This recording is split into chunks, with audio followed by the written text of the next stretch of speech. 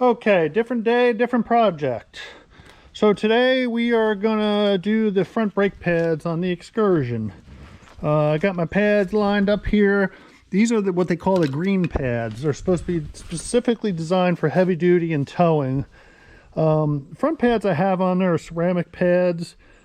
They're great pads and they don't wear very much, but they do overheat. When I notice when I'm towing heavy that I can get a decent amount of brake fade. So we're gonna pull this apart and slap on these green pads. They were like 65 bucks. So we're gonna see what if it makes a difference or not. As you can see in there, I replaced the end links and the sway bar bushings there. Did that last week. And then we were working on the scooter yesterday. Got the whole fuel system taken apart, cleaning that out. Got some new fuel line, new fuel filter.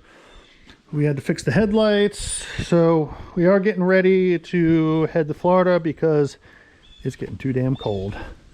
So let me get this wheel off. I'll show you what we got and then I'll take things apart and show you as we go. All right, let's got the wheel off. Let's get this caliper off right now. Gonna need a 17 millimeter. Gonna use our impact. Get a little loud here for a minute. I put bolts up there so I don't lose them. Oh, I lose them. All right, what I do is I put a screwdriver in here, slide this over. You can press the brake a little bit so I can get the caliper off. Hopefully it comes off. Yeah. Sometimes this goes really easy, sometimes it doesn't.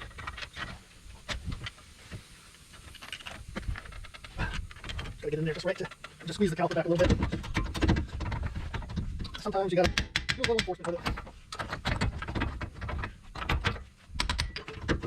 Of course, you're gonna fight me today.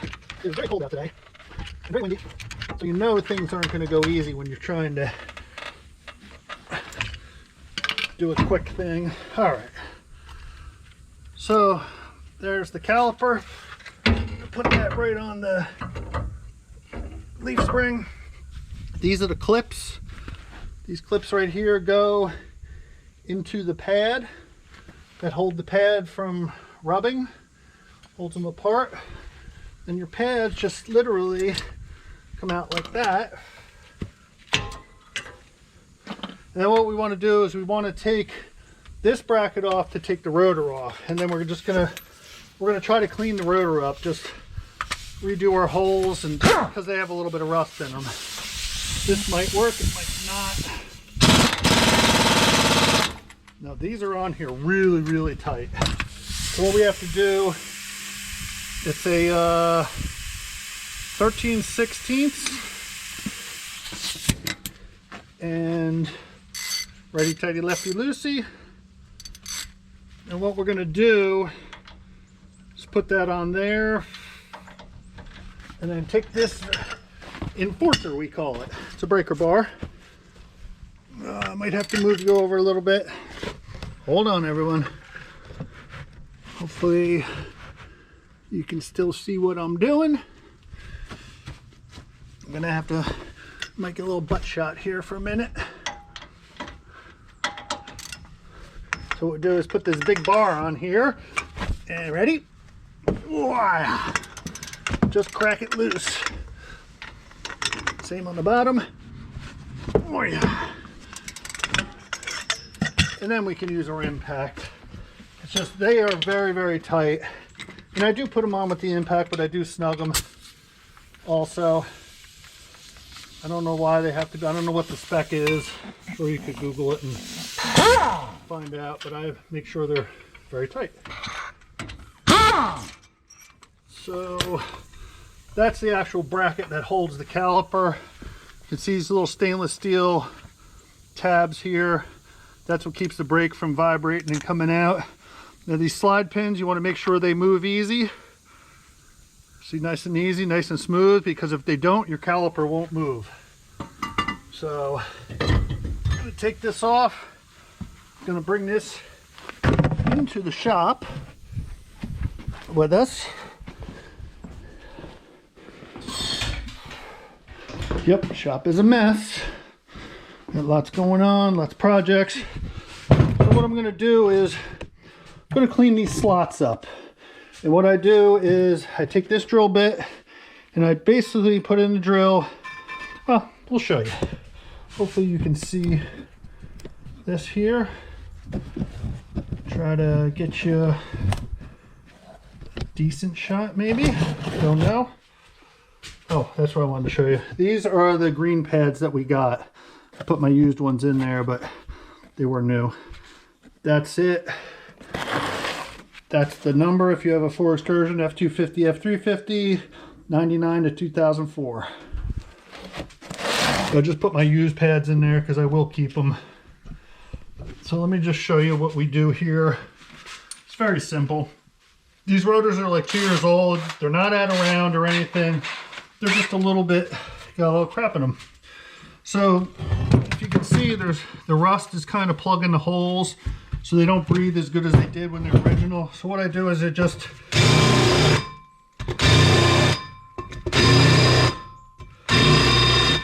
I just go along and do that, and that gets the rust out. And then what I do is I take a Dremel bit, and for this slot here, I just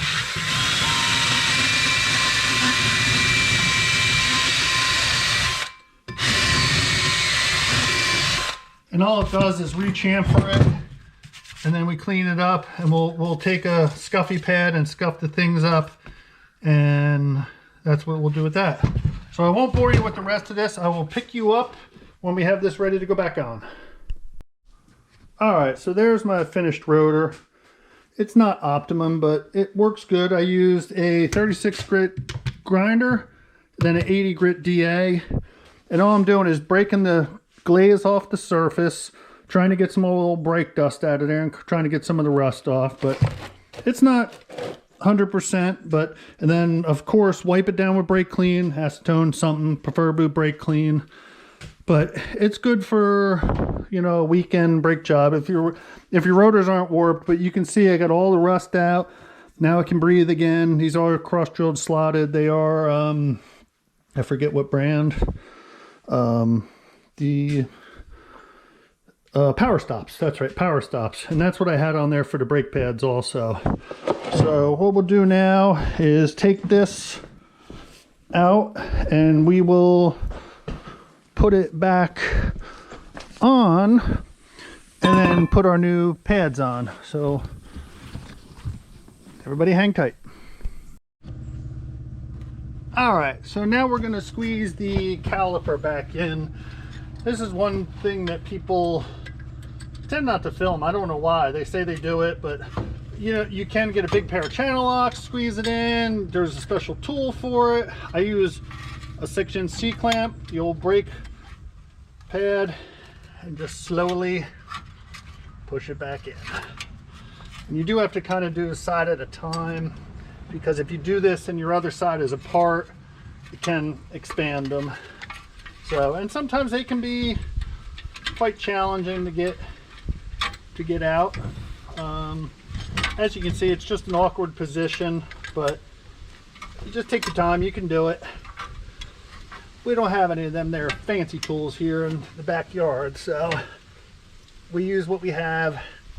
We manage to get by all the time. So, but it's still got to go in a little bit. And like I said, I'm squeezing just a little bit at a time. And you got to watch with these old calipers, because what happens is you squeeze them in and they get to a rusty point, and then all of a sudden they start hanging up. And I think the last brake job I did on the front, which was about 60,000 miles ago, that's what happened. And I ended up replacing the caliper on the side of the road up by Chickateek. But hopefully that doesn't happen with this one, but we know what it is if it happens. And it is an Excursion F2 350, so everything's readily available at any of your big auto parts stores. All right, so I think we got that squeezed back in. That's the old pad. We just use that as. And then, you know, the other big thing is, and I already did this, but I'm going to do it again, blow everything off. Blow all the dust. Wear a mask as you know, you should, because it is brake dust. It's nasty stuff. So I did wear a mask when I was sanding and grinding in there. Had a mask and safety glasses on. So what we're going to do is we're going to put our rotor back on here, and then we need our bracket, our caliper bracket, and some pretty big bolts. Sorry about my knee being in the way. I'm trying to get this done pretty fast because the weather's not very cooperative today. It's just windy and cold, but we'll get it. And like I said, what I'll do is I will tighten that up with the impact and then put the wrench on it, because it took that much to break it loose, so we're going to make sure it takes that much to put it back together. What I usually do is snug them down a little bit. Whoop, too much. Okay.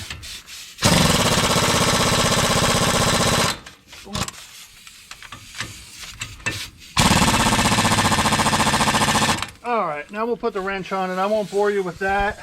I will show you when we get the pads ready to go in.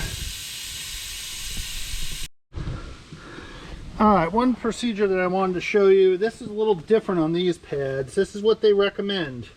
So Hawk, this is Hawk Performance, their pads. They recommend that you put this grease on every surface that the actual back of the pad touches, which I've seen before, but it's not super common. Generally the better pads do that. So what we're going to do is we're going to put a thin layer. You can see it's really red right on the piston, both pistons where it touches, and then on the mating surface where the outside pad goes. And they just set a minimal thin amount. And they say it helps from the pad squeaking. Not really sure how it works, to tell you the truth. I don't know why that would stop the pad from squeaking, but that's what they say, so that's what we're doing. And I just wipe off any excess.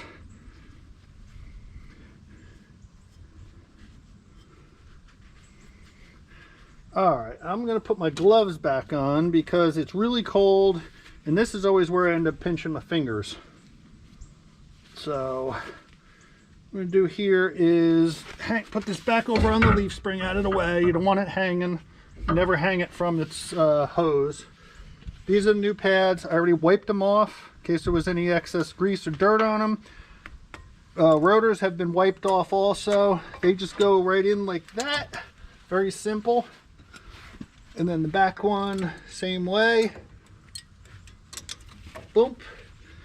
And then these spring clips go in. Now this is where it becomes, well, it can become a little challenging, because sometimes the spring clip wants to pull the pad apart a lot, and you have to wrestle with the caliper then. So let's get this other one on. See how the pads sprung out? And then these are our caliper bolts. All right, let's try to get this caliper back on. So what I got to do is I got to squeeze this together, slide the caliper on, then get the bolts started. I'm going to try to do this where you can see it and not being in the way, which is kind of hard. All right, there's our caliper. And you also would see, now if I was to put it that way, I would twist the hose. So obviously it goes this way, because now the hose isn't as twisted. You don't want to twist your brake hoses up and your vacuum lines and all that. So what we do is squeeze these together, make sure that's in, push them in, and then these have a flat spot on them, and then get a bolt started there, and then get a bolt started down here, hopefully, maybe. Yeah, see that clip right there? Kind of messed me up. Okay, there we go. It can take some finagling,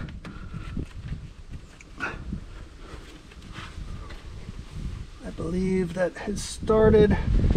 So what I'm going to do is I'm going to run this in with the impact, but I'm not going to actually tighten it with the impact.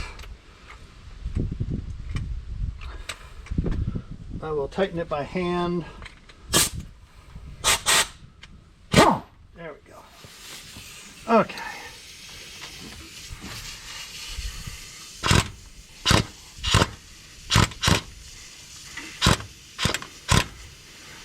Nope, that's not going. Am I cross-threaded or is it just tight? There we go. There we go. Okay. It's that one.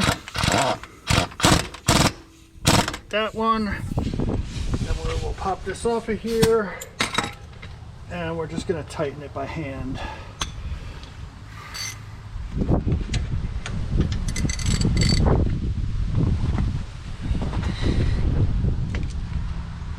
Okay, that's good.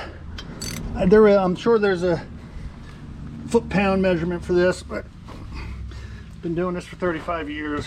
Just tighten them tight. Okay, that's tight. So that's pretty much it for just basically a 10-minute brake job is what we're going to call it. And you want to wipe off any greasy spots you have. I usually do my rotors one more time, wipe them down, go in and hit the brakes, make sure that the brakes seat themselves, and kind of concludes the brake job today. Hope everybody learned a little something, and if not, maybe you can give me some tips. Drop it below in the comments. I'm sure I'll get comments about cleaning my rotor up, but you know, it's a $200 rotor, so you know, if it's not warped and it's not horrible, just break the glaze and clean it back up, put some good pads on it, and you'll be good for another 2 years.